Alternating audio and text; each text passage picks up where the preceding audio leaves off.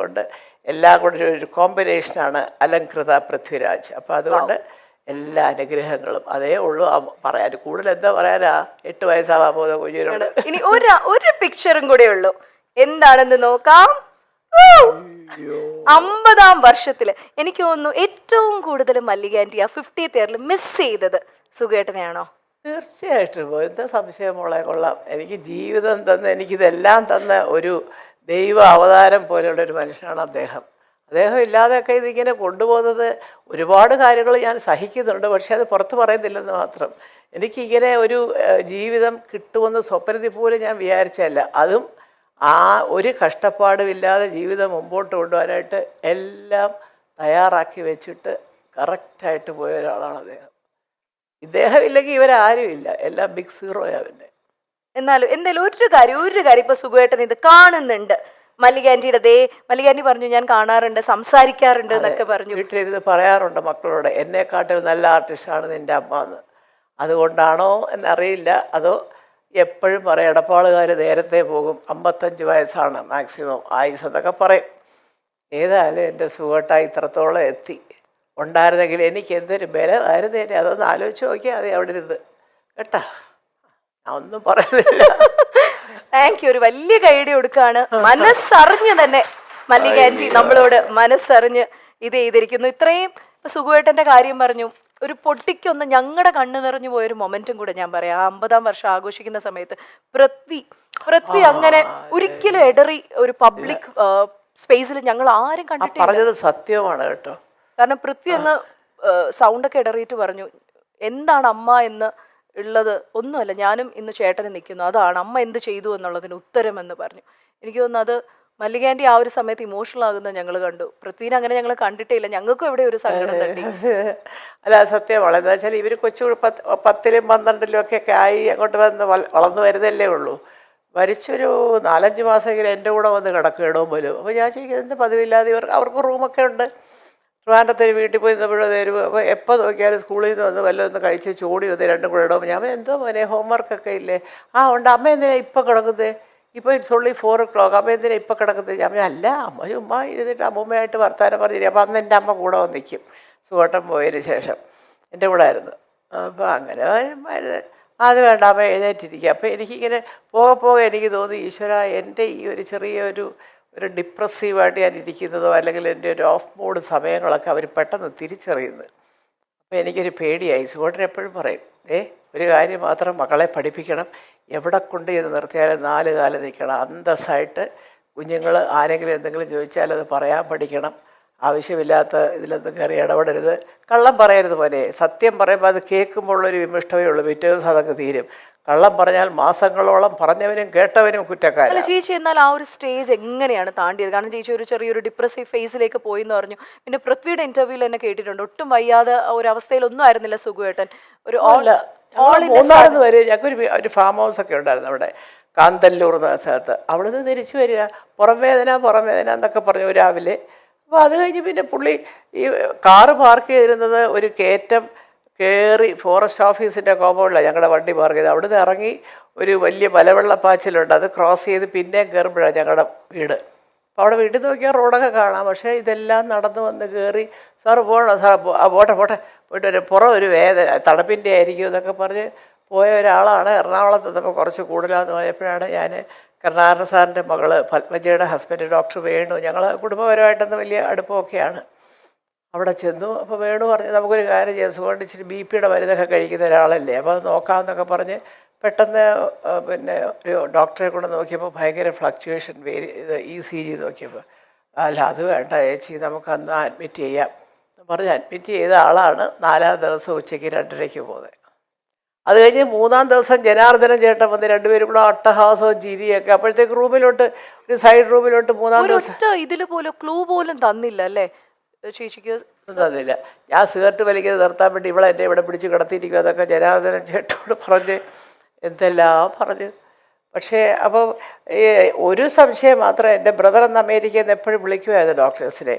അത്രയും വലിയൊരു അറ്റാക്കാണ് ആദ്യം വന്നതെന്ന് അവരിപ്പോൾ പറയുന്നു. കുഞ്ഞുങ്ങളെ വിളിക്കാൻ പറഞ്ഞു, അത് കഴിഞ്ഞ് അതിൽ നിന്ന് റിക്കവർ ചെയ്തു എന്ന് പറഞ്ഞു. പക്ഷേ അപ്പോൾ ഒരു 3-ാം ദിവസം ഒന്ന് റൂമിലോട്ട് മാറ്റാൻ പാടില്ലായിരുന്നു എന്നുള്ളതാണ് എൻ്റെ ചേട്ടൻ്റെ അഭിപ്രായം.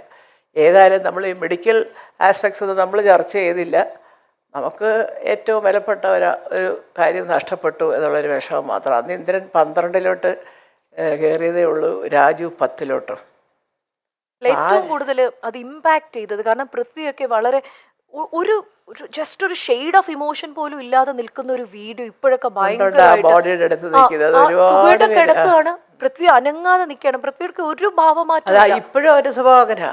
ഒരുപാട് ദുഃഖങ്ങൾ ഇങ്ങനെ ഉള്ളിലൊതുക്കും. അപ്പോൾ പലരും പറയും അതൊന്ന് മാറ്റണം, പൃഥ്വിയുടെ ഇന്ദ്രനെ പോലൊന്നും കരഞ്ഞാലും കുഴപ്പമില്ല, ഇങ്ങനെ ഉടക്കി പിടിച്ച് നിൽക്കരുത് എന്നൊക്കെ പറയാറൊക്കെ ഉണ്ട്. പക്ഷേ കുറച്ചൊക്കെ മാറിയിട്ടുണ്ടാകും. പിന്നെ അതൊരു പെട്ടെന്ന് കൊച്ചുകുട്ടികളല്ലേ, ഓർക്കാപ്പുറത്ത് ഇന്നലെ വരെ കൂടെ ഉണ്ടായിരുന്ന അച്ഛനങ്ങ് പോയി എന്നൊക്കെ പറയുമ്പോൾ അവർക്ക് ഉൾക്കൊള്ളാൻ ഒരു വലിയ പ്രയാസമായിരുന്നു. അപ്പോൾ പിന്നെ ഞാൻ കുറേശ്ശെ മാറി ഈ പറഞ്ഞ പോലെ ഈ സീരിയലിൽ വന്ന് അഭിനയിച്ചു. ഞാൻ ഇച്ചിരി തമാശയൊക്കെ പറഞ്ഞ് പിള്ളേരെ അവരങ്ങ് മാറി മിടുക്കരായിട്ട് എല്ലാവരും 10th 12th ഒക്കെ കഴിഞ്ഞ് ഓരോ സ്ഥലത്തേക്കൊക്കെ പോയി പഠിക്കാനൊക്കെ പോയി കഴിഞ്ഞപ്പോഴാണ് എനിക്കൊരു സമാധാനമായത്. ദൈവമേ, ഞാനിങ്ങനെ ഇരുന്നിരുന്നെങ്കിൽ ഇവരുടെ ഇതൊക്കെ പോയനേമായിരുന്നല്ലോ എന്നെനിക്ക് തോന്നിയത് അപ്പോഴാണ്. അതിനുശേഷം പിന്നെ ഞാൻ പിള്ളേരുടെ മുമ്പിൽ ഞാനൊരു മൂഡ് ഓഫ് അത് ചോദിക്കും, ഇപ്പോഴും ചോദിക്കും. ഞാനിവിടെ ഒന്നും മിണ്ടായിരുന്നാൽ മതി. ആദ്യം രാജുവും ചോദിക്കും, ഇതെന്നെ ചെയ്യും, വലിയ സുമാനൊന്നും മൂഡ് ശരിയില്ല എന്നൊക്കെ പറഞ്ഞുകൊണ്ട് എനിക്ക് കയറി വരുന്നത്. പക്ഷേ അത് എൻ്റെ അടുത്തേ ഉള്ളൂ, എല്ലാവരും ഇരിക്കുമ്പോഴൊന്നും അങ്ങനെയൊന്നുമില്ല. പക്ഷേ ഇത് പറ്റിയമ്മേ എന്നൊക്കെ ചോദിക്കും. അത് അവർക്ക് കണ്ടാൽ മനസ്സിലാവും എന്തോ സംഭവം ഉണ്ട് അമ്മയ്ക്കെന്നുള്ളത്. ഞാൻ പറയും ഒന്നുമില്ല പോലെ എന്ന് പറയും. അതുപോലെ എനിക്ക് ഏറ്റവും സുഖേട്ടനുള്ളതെന്ന് വെച്ചാൽ ലോകത്തിൻ്റെ ഏത് മൂലയിൽ കിടന്നാലും സുഖേട്ടൻ്റെ ആണ്ട് ബലിക്ക് 2 പേരും പറന്നെത്തും. ബലി ഇട്ടിട്ടേ പിന്നെ പോവുള്ളൂ. അതും അത് അച്ചട്ടായിട്ട് ആ ഒരു റിച്വൽ കറക്റ്റായിട്ട് തന്നെ അല്ലേ ഫോളോ ചെയ്ത് അതൊക്കെ ചെയ്തൊക്കെയാണ്. അങ്ങനെയൊക്കെയുള്ള അമ്മ പറഞ്ഞാൽ അനുസരിക്കുകയും അമ്മയ്ക്ക് ഒരു സങ്കടം വന്നാൽ ഒപ്പം നിൽക്കുകയും ചെയ്ത 2 മക്കളെ കിട്ടിയതാണ് എൻ്റെ ഏറ്റവും വലിയ ധനം. അല്ലാതെ ഇപ്പോൾ വീടുണ്ട്, കാറുണ്ട്, അതൊക്കെ എന്തോ അതൊക്കെ എല്ലാവർക്കും ഉണ്ട് ഇപ്പോഴും.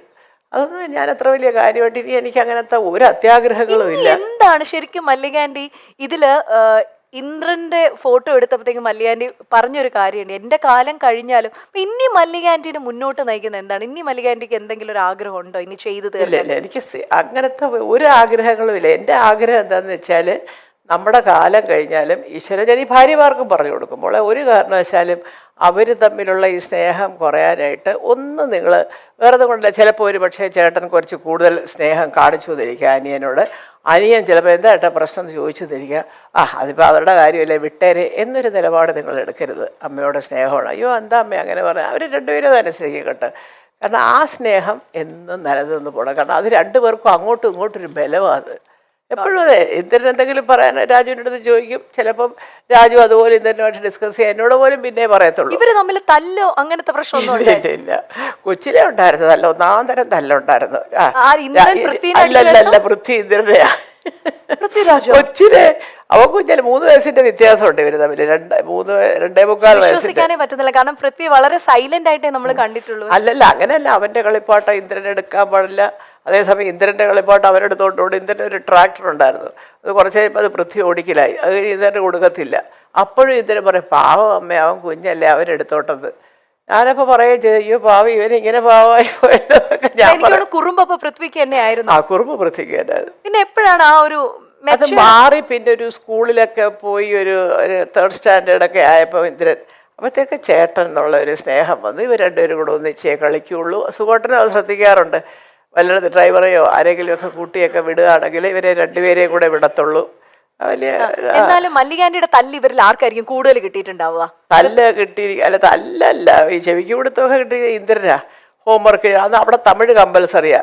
അപ്പം ഞാൻ അതുകൊണ്ട് തമിഴ് അത്യാവശ്യം എഴുതുകയും പറയുകയും വായിക്കുകയൊക്കെ ചെയ്യും കേട്ടോ ഞാൻ. അപ്പോൾ അത് പഠിക്കാനായിട്ട് ഇവന് വലിയ തമിഴ് അക്ഷരം എഴുതാൻ വലിയ പാടാണ്. അപ്പോൾ ഞാൻ ചെവി പോലെ നാളെ ഹോംവർക്ക് എഴുത് എന്നൊക്കെ പറഞ്ഞ് കൊടുക്കും. അപ്പോൾ ഇപ്പം ഞാൻ ആലോചിക്കുക, അയ്യോ പാവം എൻ്റെ കുഞ്ഞിനെ ഒന്നും പഠിപ്പിക്കാതെ അവരിപ്പോൾ തമിഴ് സിനിമയിൽ വരെ അഭിനയിക്കുന്നു.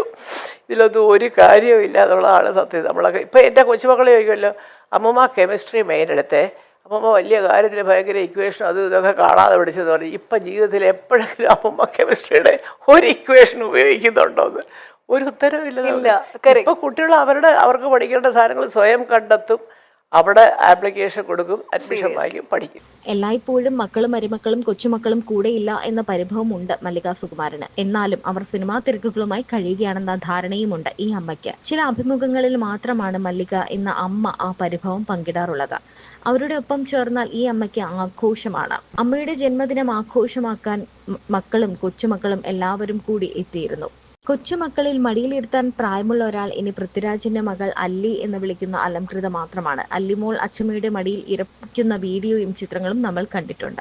മല്ലിക സുകുമാരന്റെ 2 മക്കൾക്കും പുത്തൻ താമസ സ്ഥലം ഉറച്ച വർഷം കൂടിയാണ് ഇത്. ഇന്ദ്രജിത്തും പൂർണിമയും വർഷങ്ങളായുള്ള ഫ്ളാറ്റിലെ താമസം ഒഴിവാക്കി ഒരു വീട് വെച്ച് താമസം ആരംഭിച്ചത് ഈ വർഷമാണ്. ഇക്കൊല്ലമായിരുന്നു പാലുകാച്ചൽ. പൃഥ്വിരാജ് ഭാര്യയും മക്കളെയും കൊണ്ട് മുംബൈയിലേക്ക് താമസം മാറുകയും ചെയ്തിരുന്നു.